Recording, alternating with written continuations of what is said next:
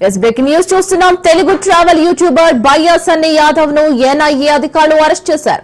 Chennai airport లో అతన్ని అదుపులోకి తీసుకుని విచారిస్తున్నారు. ట్రావెల్ లో భాగంగా ఆయన కొద్ది రోజుల క్రితం పాకిస్తాన్ కు వెళ్లాడు. అక్కడ పరిస్థితులు ఎలా ఉంటాయో తన యూట్యూబ్ లో చెప్పుకొచ్చాడు. పాక్ లో మొదటి రోజు అంటూ ఒక వీడియోను ఆయన రీసెంట్ గా షేర్ చేశారు. దాన్ని చూసిన ఎన్ఐఏ అధికారులు బయ్యా సన్నీ యాదవ్ ను అరెస్టు చేశారు.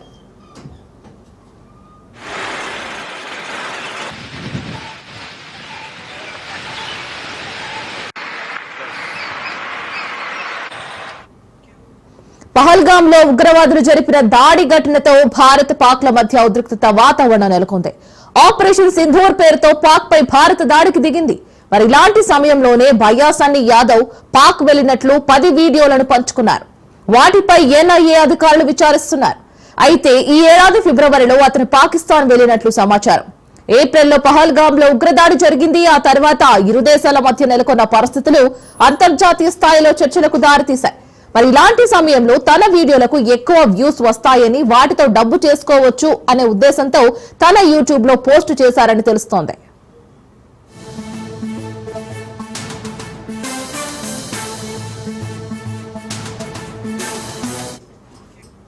పాకిస్తాన్ కు గూఢాచారిగా వ్యవహరించిందని హర్యానాకు చెందిన యూట్యూబర్ జ్యోతి మల్హోత్రాను పోలీసులు అరెస్ట్ చేశారు. మల్హోత్రాను ఓ అస్త్రంగా పాకిస్తాన్ ఐఎస్ఐ ఏజెంట్లు మలుచుకున్నట్లు హర్యానా పోలీసులు గుర్తించారు. మరి ఢిల్లీలోని పాక్ రాయబార కార్యాలయంలోని ఒక అధికారితో ఆమె టచ్ లో ఉన్నట్లు కూడా విచారణలో గుర్తించారు. ట్రావెల్ వీడియోస్ పేరుతో జ్యోతి మల్హోత్రా పాకిస్తాన్ లో పలుమార్లు పర్యటించిందని పోలీసులు గుర్తించారు. ఓసారి చైనాకు కూడా ఆమె వెళ్లి వచ్చినట్లు ఆధారాలు సేకరించారు. ఆమె తరహాలోనే బయ్యా సన్నీ యాదవ్ కు కూడా ఏమైనా పాక్ అధికారులతో పరిచయాలు ఉన్నాయా అనే కోణంలో ఎన్ఐఏ అధికారులు విచారిస్తున్నారు.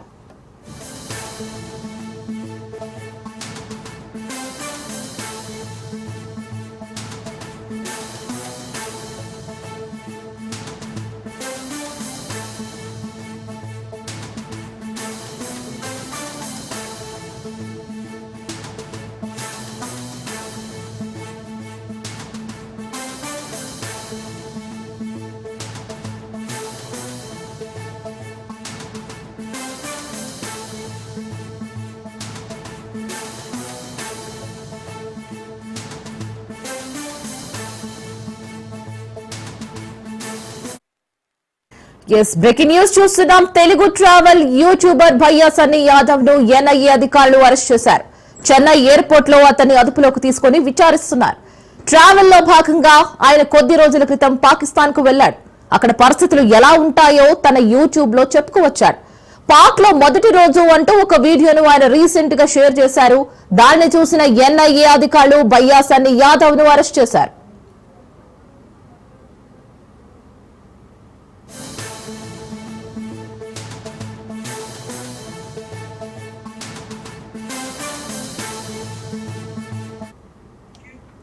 పహల్గామ్ లో ఉగ్రవాదులు జరిపిన దాడి ఘటనతో భారత్ పాక్ ల మధ్య ఉద్రిక్తత వాతావరణం నెలకొంది.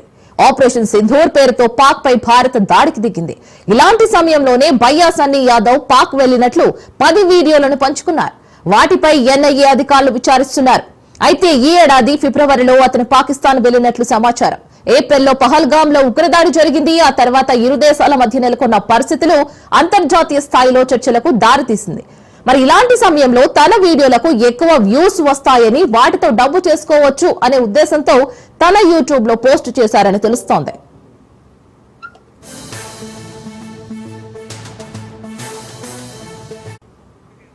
దీనికి సంబంధించి పూర్తి డీటెయిల్స్ మా ప్రతినిధి రత్నకుమార్ లైవ్ లో అందిస్తారు. రత్నకుమార్, మొన్న ఈ మధ్య మనం జ్యోతి మల్హోత్రా గురించి విన్నాము. పోలీసులు ఇప్పటికీ విచారిస్తున్న పరిస్థితి అయితే నెలకొంది. ఇప్పుడు బయ్యా సన్నీ యాదవ్ చర్చనీయాంశంగా మారాడు. అసలు పాకిస్తాన్ వెళ్ళినట్లు, పాకిస్తాన్ వెళ్లి అక్కడ వీడియోస్ చేసినట్లు మనకైతే తెలుస్తుంది. అసలు పాకిస్తాన్ వెళ్లవలసిన అవసరం ఏముంది? ఎవరన్నా పాక్ అధికారులతో పరిచయాలు ఏమన్నా ఉన్నాయంటారా? వాస్తవానికి ఇదే అంశం మీద ఇప్పుడు ఎన్ఐఏ అధికారులు కూడా దర్యాప్తు చేస్తూ ఉన్నారు. ఎందుకంటే వాస్తవానికి బయ్యా సన్నీ యాదవ్ తను మోటో వ్లాగరు, అనేక దేశాలను కూడా బైక్ మీద రైడ్ చేసినటువంటి వ్యక్తి. అయితే గతంలో రీసెంట్ గా తన మీద ఇటు బెట్టింగ్ యాప్స్ ను ప్రమోట్ చేసినటువంటి కేసులో దీనికి సంబంధించి సూర్యాపేటలో కేసులు కూడా నమోదైనాయి. ఆ తర్వాత తను పరారీలో ఉన్నాడు, తను ఏ తప్పు చేయలేదని తన మీద బెయిల్ పిటిషన్లు కూడా దాఖలు చేయడం జరిగింది. ఆ కేసు అలా కంటిన్యూ అవుతూనే ఉంది. భయ్యా సన్నీ యాదవ్ లాంటి దాదాపు ఇప్పుడు 4 మిలియన్లకు పైగానే అతనికి సబ్స్క్రైబర్స్ యూట్యూబ్ ద్వారా ఉన్నారు. వేర్వేరు సోషల్ మీడియా ప్లాట్ఫామ్ల ద్వారా అతను ఇంకా సంపాదిస్తూనే ఉంటాడు. అయితే ఇప్పుడు కొత్తగా రీసెంట్గా తను పాకిస్తాన్ టూర్ చేయడం జరిగింది. ఈ పాకిస్తాన్ టూర్కు సంబంధించినటువంటి వీడియోలను ఇప్పుడు లేటెస్ట్గా తన యూట్యూబ్ ఛానల్లో అప్లోడ్ చేశాడు. వాస్తవానికి పెహల్గామ్ అటాక్ తర్వాత ఈ పాకిస్తాన్కు సంబంధించినటువంటి వీడియోలకు ఎక్కువ వ్యూస్ వస్తాయన్నటువంటి ఉద్దేశంతో తను ఇప్పుడు లేటెస్ట్గా ఈ వీడియోలను అటాక్ తర్వాత అప్లోడ్ చేయడం జరిగింది. దాదాపు 10 వీడియోలను అప్లోడ్ చేశాడు. ఇవన్నీ కూడా పాకిస్తాన్కు సంబంధించిన పాకిస్తాన్ లోకల్లో తిరిగినటువంటి వీడియోలు, అక్కడ తను కొన్ని ప్రాంతాలను విజిట్ చేసినటువంటి వీడియోలే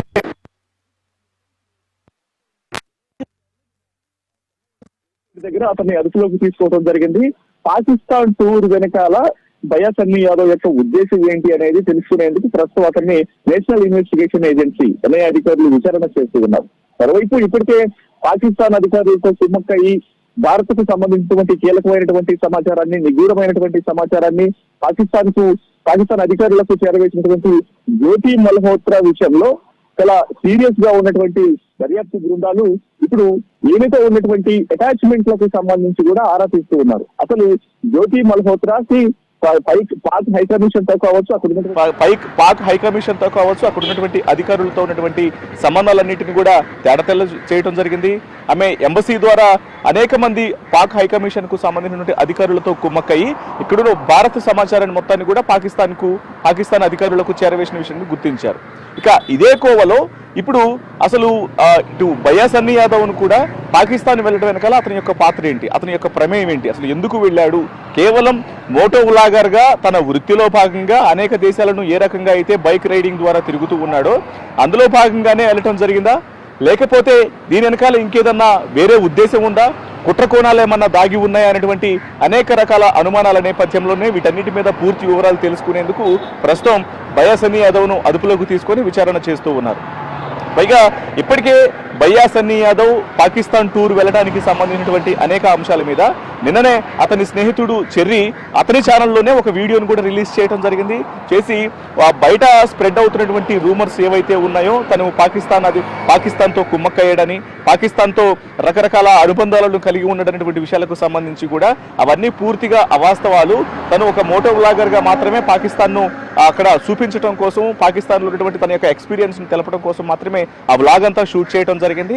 దాన్ని ఇప్పుడు ఆ వీడియోలో పెట్టడం జరిగిందన్నటువంటి విషయాలను కూడా మెన్షన్ చేశారు. అయితే ఇప్పుడు వాస్తవానికి పెహల్గామ్ అటాక్ తర్వాత ఈ వీడియోలన్నీ కూడా అప్లోడ్ చేయడం వెనకాల తను ప్రధానంగా ఒక అంశం అనేది వెలుగులోకి వస్తుంది. ఎక్కువ వ్యూస్ వస్తాయి, ఎందుకంటే పాకిస్తాన్కు భారత్కు మధ్య ఇప్పుడున్నటువంటి పరిస్థితుల్లో ఈ అంశం అనేది చాలా కాంట్రవర్సీగా మారింది. సోషల్ మీడియా వ్యాప్తంగా కావచ్చు, మీడియాలో ఎక్కువ విస్తృత ప్రచారం జరుగుతుంది. భారత్ పాకిస్తాన్ల మధ్య జరుగుతున్నటువంటి పరిణామాలు అనేవి చాలా హాట్ టాపిక్ గా మారినటువంటి నేపథ్యంలోనే ఇప్పుడు ఆ వీడియోలను ప్రజల్లోకి తీసుకెళ్తే ఎక్కువ మంది చూసే అవకాశం ఉంటుందన్నటువంటి ఉద్దేశంతోనే తను ఈ వీడియోలు పోస్ట్ చేశాడు అనేది ఒక కోణం అయితే, అసలు పెహల్గామ్ అటాక్ తర్వాత ఈ వీడియోలు పోస్ట్ చేయడం వెనకాల అతని యొక్క ఉద్దేశం ఏంటి? దాదాపు 10 వీడియోలు ఉన్నాయి. ఆ 10 వీడియోలలో కూడా తను తిరిగినటువంటి ప్రాంతాలకు సంబంధించి తను అప్రోచ్ అయినటువంటి వ్యక్తులు, పాకిస్తాన్లో తనకు సహకరించి తను ఈ టూర్ మొత్తానికి చేసేందుకు సహకరించినటువంటి వ్యక్తులు ఎవరు, తనకున్నటువంటి పరిచయాలు, ఇవన్నీ కూడా కొంత అనుమానాస్పదంగా మారినటువంటి నేపథ్యంలోనే భారత్కు పాకిస్తాన్కు మధ్య భారత్ నుంచి పాకిస్తాన్ వెళ్ళి అక్కడ అధికారులకు ఇక్కడున్న సమాచారాన్ని చేరవేసినటువంటి వ్యక్తుల యొక్క పాత్ర అనేది బయటపడిన తర్వాత జ్యోతి మల్హోత్రా లాంటి వ్యక్తుల ద్వారా ఇప్పుడు తెలుగు వ్లాగర్ అయినటువంటి భయ్యా సన్నీ యాదవ్ ను కూడా ఆయనకు సంబంధించి అంటే పాకిస్తాన్ టూర్ చేశాడు కాబట్టి తను చేసినటువంటి ఈ టూర్ మీద అనేక రకాల ప్రశ్నలు తలెత్తుతున్నాయి. దాని మీదనే ఇప్పుడు ప్రస్తుతం ఎన్ఐఏ అధికారులు కూడా ప్రశ్నిస్తూ ఉన్నారు. ఒక జ్యోతి మల్హోత్రాతో ఏమన్నా సంబంధాలు ఉన్నాయా అనేది కూడా ఎన్ఐఏ అధికారుల వైపు నుంచి మరొక ప్రశ్న కూడా వచ్చేటువంటి అవకాశాలు ఉంటాయి. ఎందుకంటే ఈ మధ్య కాలంలో ఇండియాకు సంబంధించినటువంటి వ్యక్తి పాకిస్తాన్కు ఉప్పందించినటువంటి నేపథ్యంలోనే ఇప్పుడు భయ్యా సన్నీ యాదవ్ కూడా అక్కడికి వెళ్ళి అన్ని రోజుల పాటు ఉండి దాదాపు 10 వీడియోలు షూట్ చేశాడంటే అక్కడ ఏ అధికారులతో సంబంధాలను కలిగి ఉన్నాడు, ఎవరు సహకరించారు, అక్కడ స్థానికంగా ఉన్నటువంటి అతనికి పూర్తిగా కోఆపరేట్ చేసినటువంటి వ్యక్తులు ఎవరనేది కొంత అనుమానాస్పదంగా ఉంటుంది. కాబట్టి ఈ వివరాలన్నీ కూడా తెలుసుకునేందుకు ప్రస్తుతం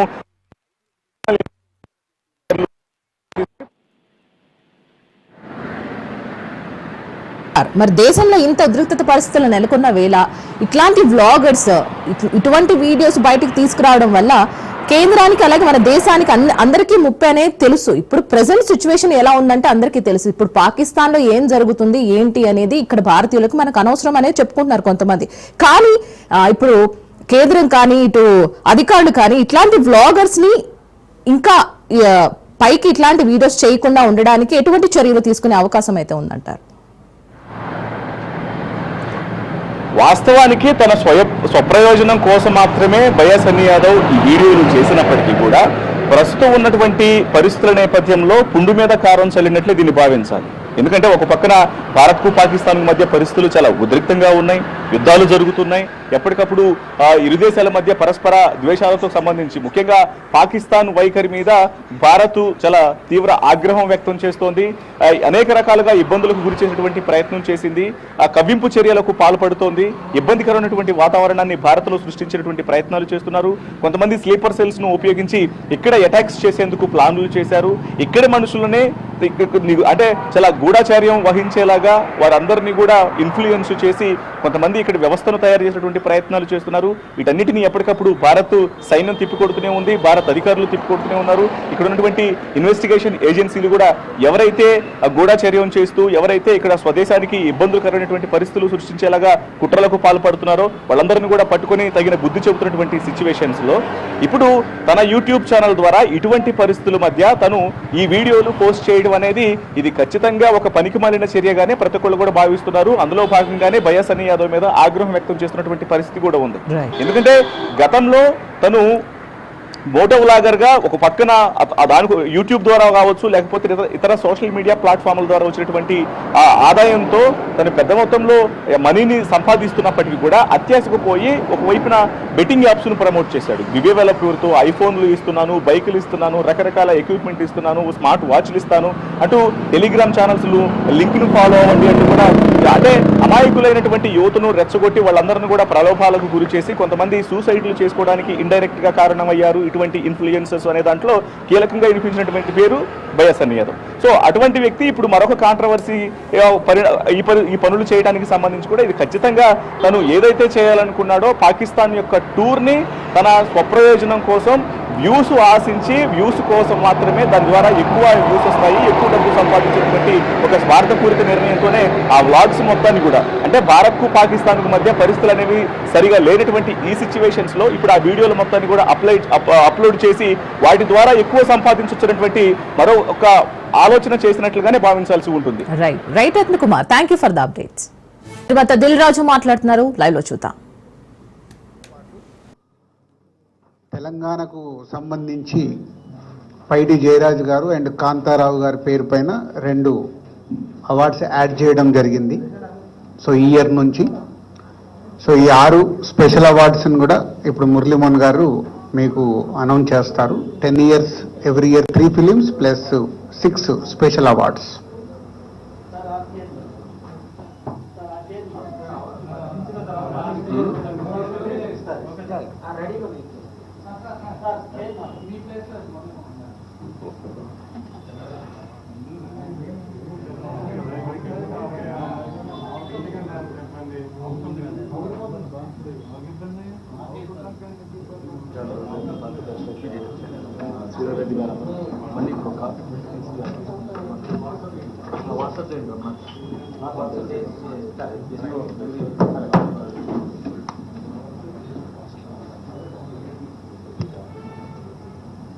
రెడీయా? అందరికీ నమస్కారం అండి. పాత్రికేయ మిత్రులకి, మీడియా మిత్రులకి అందరికీ కూడా హృదయపూర్వక నమస్కారాలు. ఈ రోజున ఫిల్మ్ డెవలప్మెంట్ కార్పొరేషన్ చైర్మన్గా ఉండి ఈ బాధ్యత తీసుకున్నటువంటి దిల్ రాజు గారికి, అలాగే ఎండి హరీష్ గారికి, మా జ్యూరీ మెంబర్స్కి అందరికీ అందరి తరఫున కూడా శుభాకాంక్షలు తెలియజేస్తాం ప్రతి ఒక్కరికి కూడా. రాష్ట్ర విభజన జరిగిన తర్వాత ఇటు తెలంగాణ రాష్ట్రం కానీ ఇటు ఆంధ్రప్రదేశ్ కానీ ఈ నంది అవార్డ్స్ కానీ ఇప్పుడు పెట్టిన గద్దర్ అవార్డ్స్ అని పెట్టారు. ఈ అవార్డ్స్ అప్పటి నుంచి ఇవ్వటం మానేశారు. అది ఎందుకంటే ప్రతి వ్యక్తి కూడా ప్రభుత్వం దగ్గర నుంచి ఒక అవార్డు రావాలి, ఆ అవార్డు అందుకోవాలి, అది మన ఇంట్లో పెట్టుకోవాలి ఆ అవార్డుని అని చెప్పి అందరూ సంతోషపడతాం. డబ్బుల గురించి కాదు, ఇందులో ఒక గౌరవం సరే ఇది లేక చాలా మంది ఇబ్బంది పడుతున్నామండి, ప్రతి సంవత్సరం మీరు ఇవ్వాలండి అని చెప్పి ఈ 10 సంవత్సరాలుగా చీఫ్ మినిస్టర్కి అందరినీ కూడా రిక్వెస్ట్ చేశాం. అందరూ నిజమేనండి ఇద్దామండి చేద్దామండి అన్నారు తప్ప ఎవరు చేయలే. ఇప్పుడు మాత్రం రేవంత్ రెడ్డి గారు చాలా స్ఫూర్తి తీసుకొని ఆయన ప్రజాగాయకుడు గద్దర్ గారి పేరు మీద Gaddar awards, Telangana Gaddar film awards అని చెప్పి ఈ కార్యక్రమానికి ఆయన అనౌన్స్ చేయటం, దానికి దిల్ రాజు గారు మా కమిటీకి నన్ను చైర్మన్గా వేసి మా కమిటీ సభ్యులందరినీ కూడా అందరూ అనుభవజ్ఞులే, అందరూ కూడా సినిమా ఇండస్ట్రీకి సంబంధించిన వ్యక్తులతో ఈ కమిటీ వేశారు. అందరూ కూడా చక్కగా డిస్కస్ చేస్తున్నాం. అందరూ కలిసి ఏకాభిప్రాయమే, ఇందులో డిఫరెన్స్ ఆఫ్ ఒపీనియన్ రావటం కానీ లేకుండా ఏకాభిప్రాయంతో ఈ జడ్జిమెంట్ జరిగింది. నిన్న ఈవినింగ్ ముఖ్యమంత్రి గారికి సమర్పించడం కూడా జరిగింది లిస్ట్ అదంతా. ఇప్పుడే అనౌన్స్ చేస్తున్నాం. ఇది ఇందాక దిల్ రాజు గారు చెప్పినట్టుగా 2014 అంటే 2 జూన్ నుంచి విడుదలైన సెన్సార్ అయినటువంటి సినిమాల్ని ఇందులో తీసుకున్నాం. మొట్టమొదటిది 2015వ సంవత్సరం 2014 ఫస్ట్ ఇయర్ ఇదే 2014 పైన 2014వ సంవత్సరం అండి. Best film run Raja run, second best film Pathasala, third best film Alludu Sreenu. అలాగే 2015 best film, first best film Rudhramadevi, second best film Kanche, third best film Srimanthudu. 2016లో first best film Shatamanam Bhavathi, second best film Pelli Choopulu, third best film Janatha garage. అలాగే 2017లో first best film Baahubali conclusion, second best film Fidaa, third best film Ghazi. అలాగే 2018లో first best film Mahanati, second best film Rangasthalam, third best film care of Kancharapalem. 2019లో first best film Maharshi, second best film jersey, third best film Mallesham. అలాగే 2020లోకి వచ్చేటప్పటికి first best film Ala వైకుంఠపురంలో, second best film colour photo, third best film middle class melodies. 2021లో first best film RRR, second best film Akhanda, third best film Uppena. 2022లో first best film Sitaramam, second best film Karthikeya 2, third best film major. 2023 first best film Balagam, second best film Hanuman, third best film Bhagavanth Kesari. Special jury award Prajakavi Kaloji. ఇవి సినిమాలకు సంబంధించిన అవార్డులు. ఇవి 10 సంవత్సరాలకు గాను. ఇది కాకుండా స్పెషల్ అవార్డ్స్ అని చెప్పి 6 అవార్డులను ఎంపిక చేయడం జరిగింది. ఈ అవార్డులో first award NTR national award. ఇది నందమూరి బాలకృష్ణ గారికి ఎన్టీఆర్ గారి అవార్డు ఇవ్వడం జరిగింది. అలాగే జయరాజ్ గారు, పైడి జయరాజ్ గారు అని మన తెలంగాణ నుంచి వెళ్ళిన వ్యక్తే, హిందీ సినిమాల్లో చాలా సినిమాల్లో హీరోగా యాక్ట్ చేసినట్టు వ్యక్తి. వారి పేరు మీద కూడా మొట్టమొదటిసారిగా పైడి జయరాజ్ ఫిల్మ్ అవార్డు అని చెప్పి ఈ ఇండియన్ ఫిల్మ్ పర్సనాలిటీగా ఆయన్ని ఎంపిక చేయడం జరిగింది. దానికి మణిరత్నం గారికి ఇస్తున్నాం ఈ అవార్డుని. ఇది ఆల్ ఇండియా అవార్డు అండి. ఇది ఏ లాంగ్వేజ్ వాళ్ళైనా ఉండొచ్చు దీంట్లో, అందుకని మణిరత్నం గారికి అది ఇస్తున్నాం. Next BN Reddy film award for Telugu film director Shri Sukumar, ఆయన బెస్ట్ డైరెక్టర్. అలాగే 4లో Nagi Reddy Chakrapani film award Telugu film producer Atluru Purnachandra Rao garu. అలాగే కాంతారావు గారి పేరును కూడా మొట్టమొదటిసారిగా రేవంత్ రెడ్డి గారు వీరి పేరు మీద కూడా ఒక అవార్డుని ఇవ్వటం జరిగింది. ఆ అవార్డుని విజయ్ దేవరకొండకి కాంతారావు గారు అవార్డు ఇస్తున్నాం. అలాగే రఘుపతి వెంకయ్య ఫిల్మ్ అవార్డు, ఇది అదర్ దాన్ ఫిల్మ్ ఆర్టిస్ట్, అంటే కేటగిరీలో ఫిల్మ్ ఆర్టిస్ట్ కాకుండా అదర్ వాళ్ళకి. దీనిలో ప్రముఖ రచయిత ఎండమూరి వీరేంద్రనాథ్ గారికి ఈ అవార్డు సెలక్షన్ జరిగింది. ఇది అవార్డుల యొక్క వివరాలు. ముఖ్యంగా సినిమా ఇండస్ట్రీ అందరి తరఫున మన ముఖ్యమంత్రి గారికి మనస్ఫూర్తిగా అభినందనలు తెలియజేస్తూ, రాత్రి కూడా చెప్పారు ఆయన, బాగా చేయండి, అందరూ వచ్చేటట్టుగా అటెండ్ అయ్యేటట్టు చూడండి అని చెప్పారు. తప్పకుండా ప్రతి ఒక్కళ్ళు కూడా ఈ అవార్డ్స్కి ఘనంగా చేసుకొని ఒక మంచి బిగినింగ్ మళ్ళీ ఇవ్వాలని చెప్పి అందరినీ కోరుకుంటున్నాను. Thank you. సో ఈ నెల నెక్స్ట్ మంత్ జూన్ 14th రోజు 2024 అవార్డ్స్తో పాటు ఈ 10 years అవార్డ్స్ కూడా దాంట్లోనే ఇంక్లూడ్ అయి ఉంటాయి. సో టోటల్ ఈవెంట్ మొత్తం ఈ 12 సంవత్సరాలకి 11 సంవత్సరాలకు సంబంధించిన ఈవెంట్ జూన్ 14 ఐటెక్స్లో జరుగుతుంది. సో మీ అందరికీ ఇది ముందుగా it's intimation. Okay, thank you. మా దగ్గర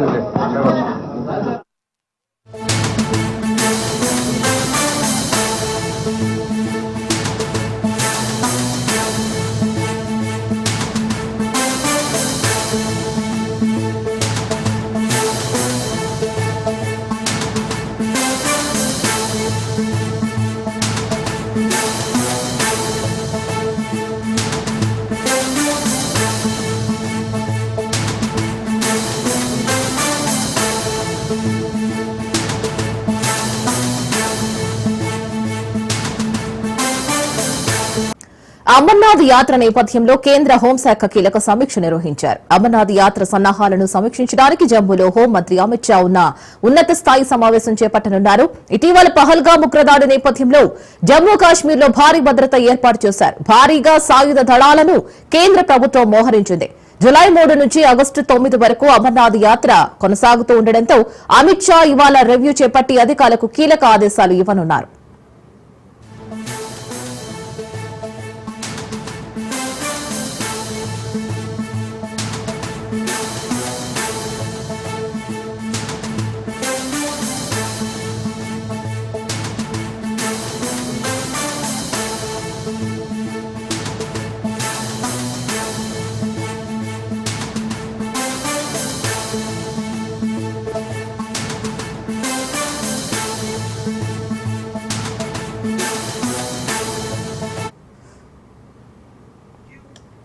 అమర్నాథ్ యాత్ర నేపథ్యంలో కేంద్ర హోంశాఖ కీలక సమీక్ష నిర్వహించారు. అమర్నాథ్ యాత్ర సన్నాహాలను సమీక్షించడానికి జమ్మూలో హోంమంత్రి అమిత్ షా ఉన్నత స్థాయి సమావేశం చేపట్టనున్నారు. మరి ఇటీవల పహల్గామ్ ఉగ్రదాడి నేపథ్యంలో జమ్మూ కాశ్మీర్లో భారీ భద్రత ఏర్పాట్లు చేశారు. భారీగా సాయుధ దళాలను కేంద్ర ప్రభుత్వం మోహరించింది. జులై 3 నుంచి ఆగస్టు 9 వరకు అమర్నాథ్ యాత్ర కొనసాగుతూ ఉండడంతో అమిత్ షా ఇవాళ రివ్యూ చేపట్టి అధికారులకు కీలక ఆదేశాలు ఇవ్వనున్నారు.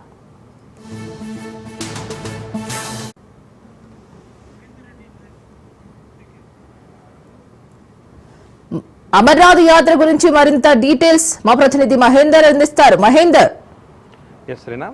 ఆపరేషన్ సింధూర్ తర్వాత కేంద్ర హోంశాఖ మంత్రి అమిత్ షా 2 రోజుల పాటు కాశ్మీర్ పర్యటన చేయనున్నారు. అందులో ముఖ్యంగా 2 రోజుల పాటు అయితే అమర్నాథ్ యాత్ర నేపథ్యంలో అంటే గత నెల జరిగినటువంటి పహల్గాం దాడి చూసుకున్నాం. మరి పహల్గాం దాడి తర్వాత కాశ్మీర్లో జరిగినటువంటి పరిణామాలు మనకు తెలుసు. మరి ఆ నేపథ్యంలోనే ఇప్పుడు పహల్గాం అంటే కాశ్మీర్లో మరొక యాత్ర కూడా కొనసాగుతుంది. భారతీయులకు అత్యంత అంటే పవిత్రమైనటువంటి యాత్రలో అమర్నాథ్ యాత్ర ఒకటి. మరి అలాంటి యాత్ర కాశ్మీర్లో కొనసాగుతుంది. మరి పహల్గాం దాడి తర్వాత కాశ్మీర్ పరిస్థితులపైన అంటే ప్రతి ఒక్కరిలో కూడా ఒక ఆందోళన లేకుంది.